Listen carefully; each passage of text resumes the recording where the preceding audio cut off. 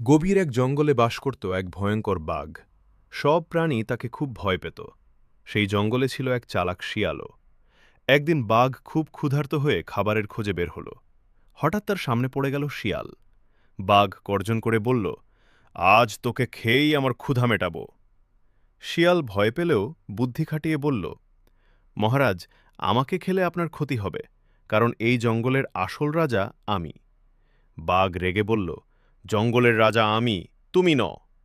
তখন শিয়াল বলল, বিশ্বাস না হলে আমার সঙ্গে চলুন। বাঘ শিয়ালের সঙ্গে জঙ্গলে হাঁটতে লাগল। তাদের দেখে সব প্রাণী ভয়ে পালিয়ে গেল, কারণ তারা বাঘকে দেখেছিল। কিন্তু বাঘ ভাবল, সবাই শিয়ালকে ভয় পাচ্ছে।